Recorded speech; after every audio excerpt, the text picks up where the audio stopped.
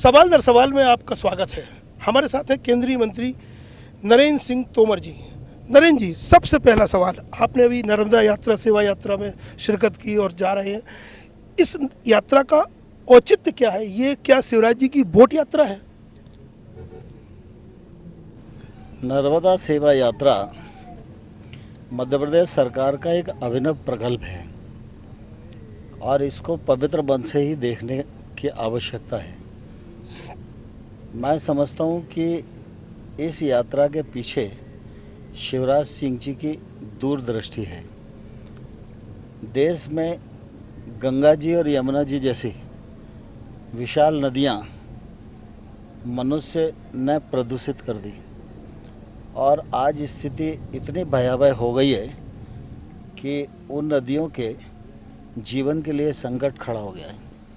नदी के जीवन का संकट यह मानवता के जीवन का संकट है।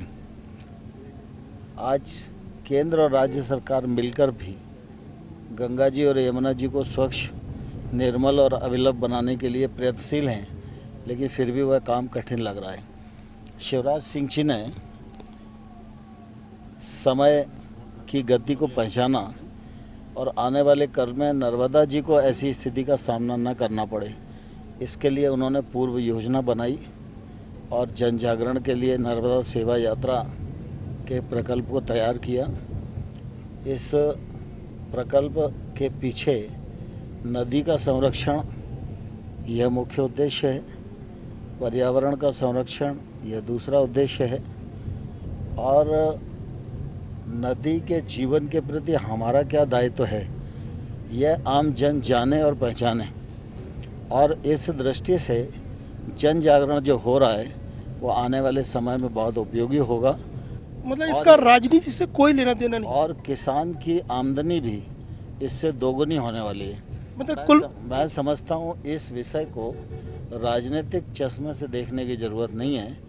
नर्मदा जी पर्यावरण, नदी संरक्षण की दृष्टि से ही अगर देखेंगे तो इसका लाभ समाज को भी होगा और यह कार्यक्रम दूसरों के लिए भी प्रेरणादायक बनेगा। लेकिन सर, शिवराज की अगर आपने बात कही, राजनीति से नहीं लेना देना है, लेकिन कहीं ना कहीं जनता का समर्थन मिल रहा है, जन आंदोलन हो रहा है, तो कांग्रेस के लिए चिंता की बात हो सकती है। खैर, दूसरा पहलू है। लेकिन शिवराज का जो सामाजिक सरोकार वाला जो पहलू सामने आया है, राजनीति से वो दूर खुद बात कर रहे हैं, आप भी उसका समर्थन कर रहे हैं, तो ये जो सामाजिक सरोकार वाला पहलू है, ये 11 साल के मुख्यमंत्री को अचानक क्या सूझा है सर?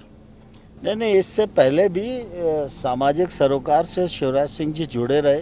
शिवराज सिंह जी की जो बहुत सारी योजनाएं पूर्व में भी रहीं, बेटी बचाओ बेटी पढ़ाओ आंदोलन को भी उन्होंने बहुत अच्छे से चलाया। यह भी सामाजिक सरोकार का आंदोलन था और संस्थागत प्रसव बढ़ाने से लेकर और आम गरीब आदमी के जीवन उन्नयन को उन्होंने हमेशा ही बढ़ावा दिया है। शिवराज सिंह जी के जीवन में सामाजिक सरोकार एक अभिन्न अंग के रूप में हमेशा देखने को मिलता रहा है। सर, 5 राज्यों के चुनाव परिणाम आए हैं, अचानक फिर चर्चाएं जोर गर्म हुई हैं, जोर पकड़ रही हैं कि मध्य प्रदेश में नेतृत्व परिवर्तन होगा।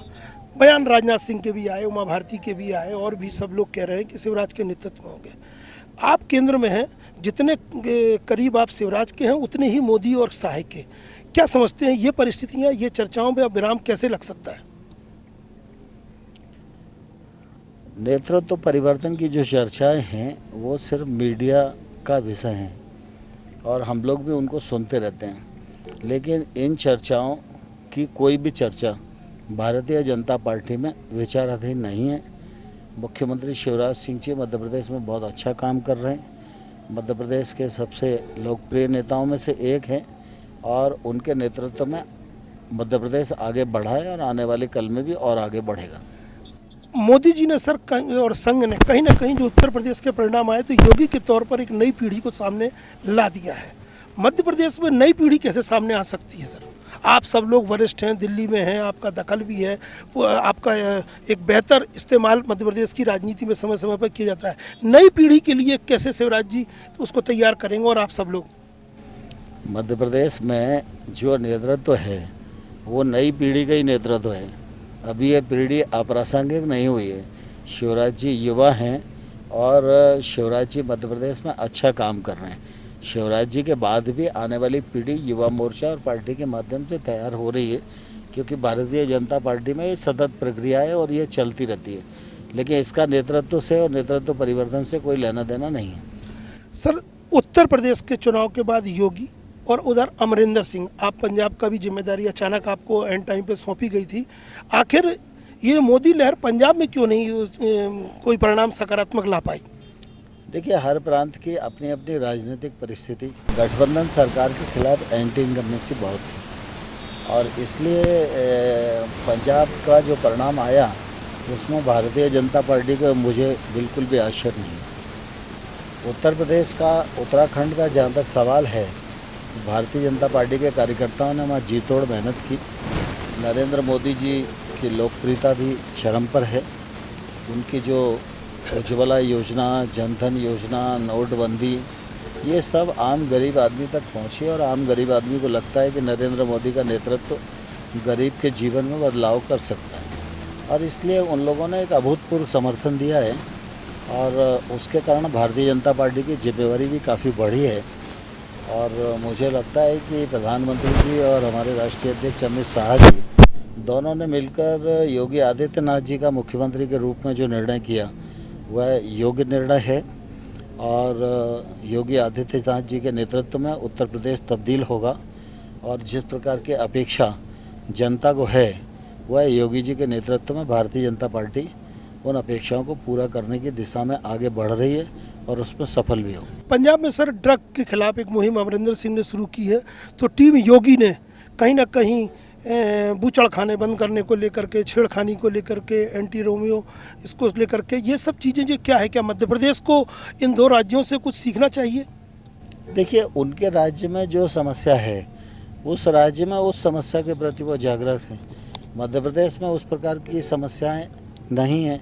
मध्य प्रदेश में जो समस्याएं हैं उन समस्याओं के प्रति मध्य प्रदेश की सरकार सजग है और मध्य प्रदेश में इन 10 वर्षों में शिवराज जी के नेतृत्व में विकास को नए आयाम दिए गए हैं, गरीबी उन्मूलन के प्रयत्न किए गए हैं, जनता को सरकार की योजनाओं में सहकार करने का प्रयास किया गया है और मतलब हर राज्य का अलग अलग मिजाज है। हाँ, हर राज्य की अपनी अपनी परिस्थिति है और उसके अनुसार मुख्यमंत्री जी एफर्ट्स कर रहे हैं।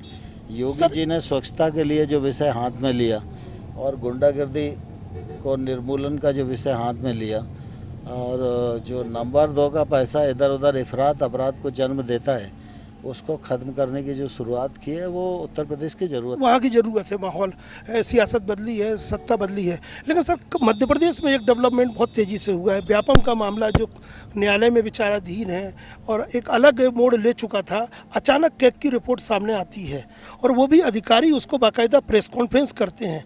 मध्य प्रदेश में और केंद्र में बीजेपी की सरकार और इस तरह से कैग की रिपोर्ट को लेकर के इसके क्या मायने निकाले जाए?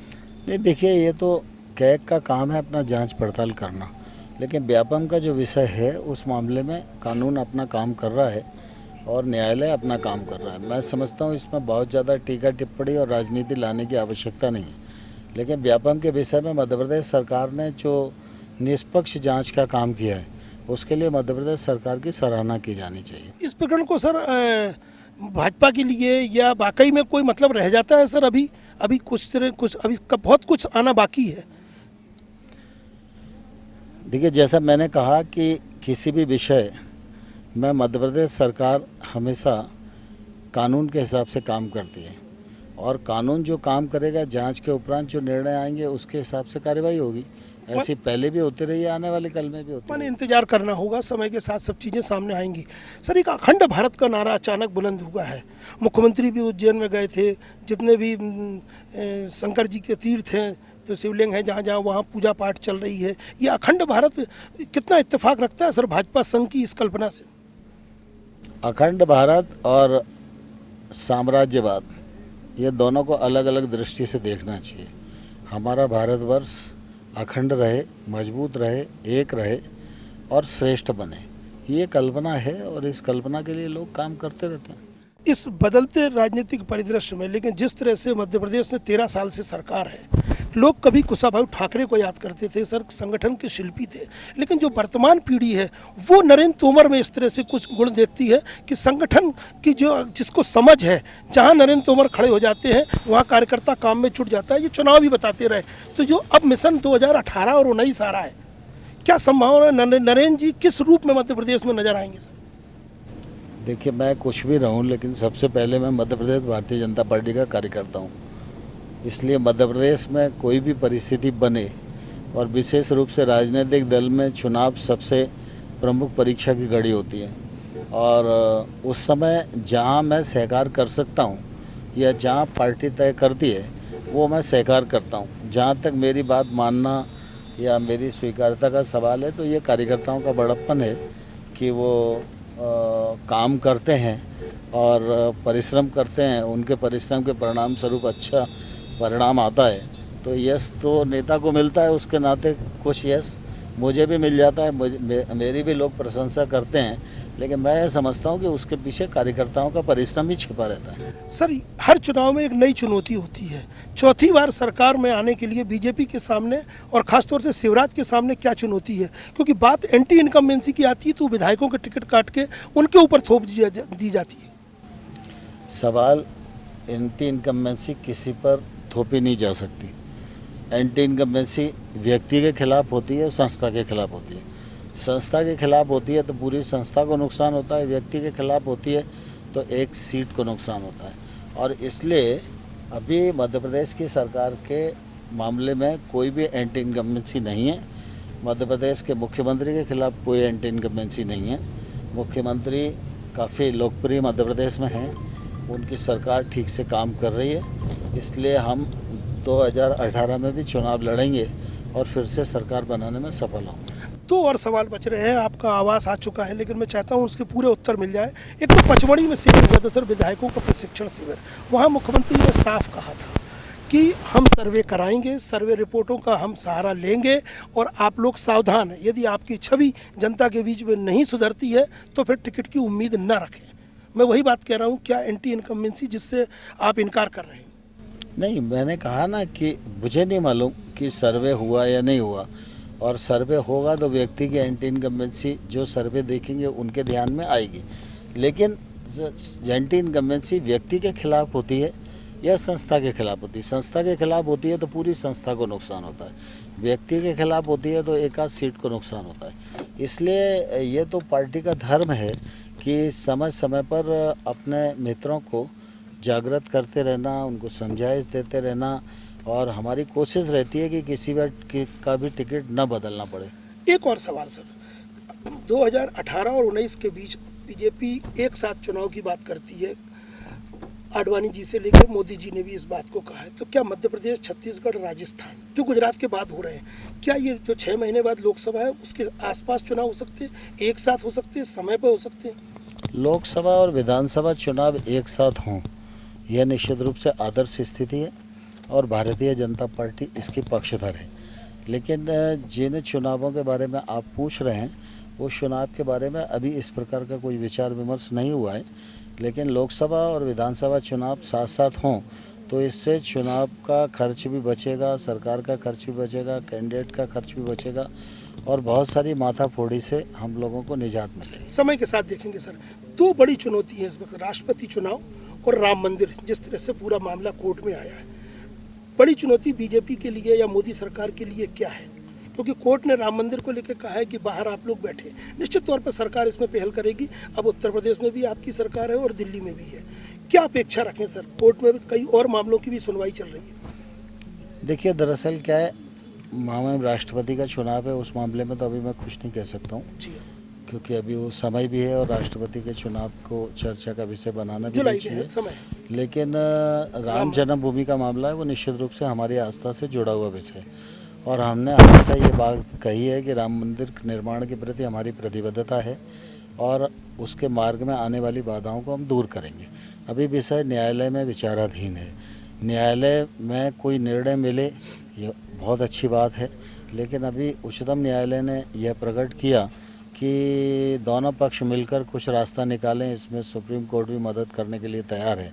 यह निर्णय निश्चित रूप से स्वागत योग्य है और संबंधित लोग को इस दिशा में कोशिश करेंगे। उत्तर प्रदेश के मुख्यमंत्री जी ने तो कहा है कि वो 27 तारीख को जा भी रहे हैं। दोनों पक्ष बैठ के बातचीत करें। उत्तर प्रदेश की सरकार जो सहयोग होगा वो करेगी। वही पूछ रहे सर, यूपी आप प्रभारी भी रहे, यूपी में आपकी सरकार है, मोदी सरकार भी है, निश्चित तौर पर सबकी नज़र मोदी और योगी पर है राम मंदिर को लेकर। कोर्ट के बाहर कोई ऐसी कमेटी बनने वाली है या कोई मध्यस्थ के लिए कोई और तैयार हो रहा है? क्योंकि सुब्रमण्यम स्वामी जो बीजेपी के सांसद हैं, उन्होंने कहा है कि अगर बात नहीं बनी तो 2018 में फिर हम राज्यसभा में हमारा बहुमत होगा, हम कानून बनाएंगे। देखिए, दरअसल क्या है कि आज की परिस्थिति में जो संबंधित लोग हैं वो लोग ही उस मामले में विचार करते हैं, लेकिन मैं इतना मानता हूं कि भारतीय जनता पार्टी की प्रतिबद्धता राम मंदिर निर्माण के प्रति है और उसके निर्माण में जो भी बाधाएं हैं सरकारी रूप में उनको कैसे दूर किया जा सकता है, इसमें भारतीय जनता पार्टी जरूर अग्रणी भूमिका माने निभाएगी। नजदीक आ रहा है समय। हाँ, ऐसा मान सकते हैं। एक अंतिम सवाल सर, जिस विभाग के आप मंत्री हैं उसमें कभी अर्जुन सिंह रहे हैं, कभी नरसिम्हा राव जैसे रहे हैं, उस विभाग से मध्य प्रदेश के हित लेकर के क्या उम्मीद की जाए? ये मैं समझता हूँ मध्य प्रदेश में ग्रामीण विकास विभाग अब अच्छे से काम कर रहा है और मध्य प्रदेश का हक केंद्र में बिना मांगे मिले ये हम सुनिश्चित करते हैं और मध्य प्रदेश में मनरेगा में, आवास योजना में, लाइवलीहुड में, प्रधानमंत्री सड़क में, सब में हम लोग जो मध्य प्रदेश की पात्रता है उसके अनुसार पैसा दे रहे हैं और केंद्र की तरफ से पैसे की कोई भी कमी मध्य प्रदेश को नहीं आने दी जाएगी। आपकी इजाज़त से एक अंतिम सवाल, शिवराज का जादू लोगों के सिर चढ़ के बोल रहा है, आप जैसे लोग चाहते हैं कि उनके नेतृत्व में चुनाव हो। मध्य प्रदेश में विपक्ष की भूमिका को किस तौर पर देखते हैं? लोकतंत्र में कमजोर हो रहा है विपक्ष या यहाँ पर किसी तीसरे दल की अब एंट्री की संभावनाएं बढ़ रही हैं, चाहे वो आम आदमी पार्टी हो या कोई बसपा सपा या कोई दूसरा गठबंधन? देखिए, मैं ऐसा नहीं मानता कि विपक्ष कमज़ोर होता है, कई बार परिस्थितियां ऐसी बनती हैं, लेकिन विपक्ष की जो भूमिका है उस भूमिका को विपक्ष ने निर्वाह करना चाहिए। कई बार क्या होता है कि सस्ती लोकप्रियता के लिए कई बार प्रतिपक्ष जिन भूमिकाओं का निर्वाह करता है उनसे पब्लिसिटी तो मिलती है लेकिन विपक्ष का विस्तार नहीं होता। तो विस्तार के लिए काम नहीं करोगे तो विस्तार नहीं होगा और शिवराज जी लगातार अपनी पार्टी के विस्तार के लिए, सरकार के विस्तार के लिए, सरकार का लाभ आम लोगों तक पहुंचे तो जनता के हक के लिए हमेशा कोशिश करते रहते हैं। उनकी और विपक्षी रफ्तार में बहुत दूरी है, तो फिर इसके कारण विपक्ष कमजोर है। तो फिर कमलनाथ और ज्योतिरादित्य सिंधिया जैसे दो चेहरे जो उनके पास बचे हैं, इनमें कोई आप संभावना देखते हैं कांग्रेस की कि ये भी कहीं आपके भाजपा के साथ तो खड़े नजर नहीं आ जाएंगे? मैं समझता हूँ कि कमलनाथ और ज्योतिरादित्य जी मध्य प्रदेश के लिए कोई नए चेहरे नहीं हैं। पहले भी जब कांग्रेस चुनाव लड़ती रही है तो ये चेहरे सामने रहे हैं और इन चेहरों के रहते भी भारतीय जनता पार्टी ने विजय प्राप्त की है, तो आगे कोई चमत्कार होगा इसकी कोई उम्मीद नहीं। बहुत बहुत धन्यवाद नरेंद्र जी, IND24 में बात करने के लिए। ये थे सवाल दर सवाल में केंद्रीय मंत्री नरेंद्र सिंह तोमर। तमाम मुद्दों पर बेबाकी से बात की और साफ कर दिया है कि अगला चुनाव शिवराज के नेतृत्व में होगा। और जहां तक बात उत्तर प्रदेश पर सबकी नज़र है तो मोदी और योगी की इस जोड़ी के बाद वो समय नज़दीक है कि जब राम मंदिर का एक भव्य निर्माण होगा। और भी तमाम बातें उन्होंने कही। और जहां तक बात मध्य प्रदेश की राजनीति की है तो नई पीढ़ी जिन्हें कुशाभाई ठाकरे के तौर पर लोग नरेंद्र तोमर को देखते हैं कि शिवराज आदेश करेंगे तो वो मध्य प्रदेश में जो भी भूमिका होगी वो निभाने के लिए तैयार है। IND24 के लिए राकेश अग्निहोत्री, भोपाल।